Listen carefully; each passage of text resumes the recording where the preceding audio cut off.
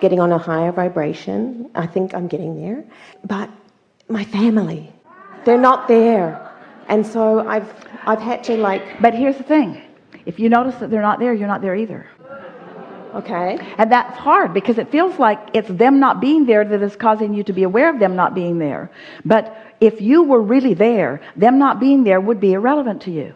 Sort of interesting, maybe a little comical, but not threatening and not discouraging and not worrisome. Oh, I see. So if I'm worrying about that, then I'm not there.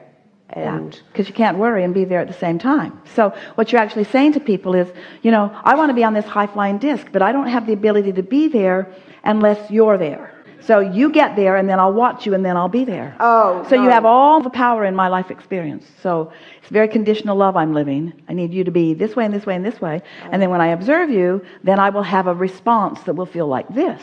But since I'm observing you and I'm having a response that feels like this, you need to change. No, what I've done is distance myself from those people. But you see, we want to give you something that will make you feel better. Law of attraction will distance you from anything that's not a vibrational match to who you are. Okay. We have never said it that way. That was a really wonderful conversation. Law of attraction is the distancer. Right. Well, my twin. I don't have anything to do with her anymore because she kept me in that, or I stayed in that low vibration. But here's the thing. You see, you share a lot of the same vortex with your twin. That separation is self-imposed and it doesn't need to be. Don't use the strong differences that you feel as your reason to push against her, because when you push against her, you push against all that is good. Hear this. This is really an important thing. And we're going to say it in a way that you have not heard us say it before because of the conversation that we're having here. When someone or something causes you to feel unhappy, and you allow yourself to roll around in that unhappiness, you're depriving yourself of everything that you consider to be happy making in that time.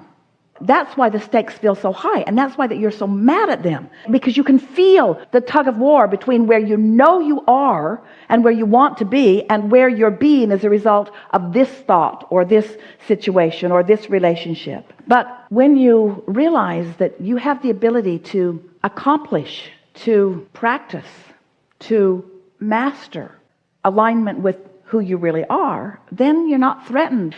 People often say, Abraham, I've really been enjoying this. I've been studying for a while. I've been meditating and I've been doing some processes and I feel so good, but those people at work are so negative. And what you're really saying is, and therefore I feel threatened. They threaten my potential happiness because of the way they are. And we say, nothing can threaten your potential happiness. You have to get to the place where you're not willing to let anything threaten your potential happiness. Stuff can happen, but you must not feel that because it's happening that you have to give it enough of your attention that you deprive yourself. So here's the way it works. Your inner being is very selective about what attention is offered. And when you're sloppy about it and just giving your attention anywhere, then often you disconnect yourself from your inner being. But it's not the fault of the subject of your attention. It's the problem of your inability to focus where you mean to. And you got to practice in order to do that, you see. Almost the whole world is running around saying, you need to be different, you need to be different, you need to be different, you need to be different, you need to be different, you need to be different, you need to be different, you need to be different. And we say, it's time to accept they're not going to do it for you. They're not going to be different for you. Right. They were not born to be different for you. No one can be the way you need them to be in order for you to always be in the state of alignment. You've got to take this as your personal responsibility and something that's really a fun hobby. A hobby? A really fun hobby. What do you do for a living? This. What do you do for fun? Alignment. Alignment. I do alignment. Oh, really? What kind of a hobby is that? Well, it's really a fun hobby. You can do it almost everywhere you are.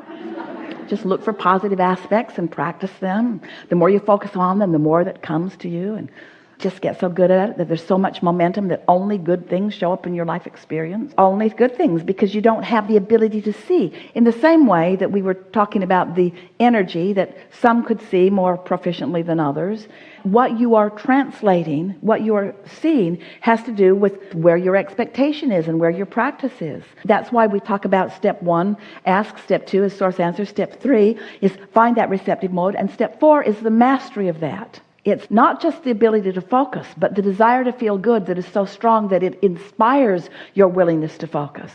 So that in the early stages of finding yourself in a conversation that you can feel is leading to a place that you don't want to go.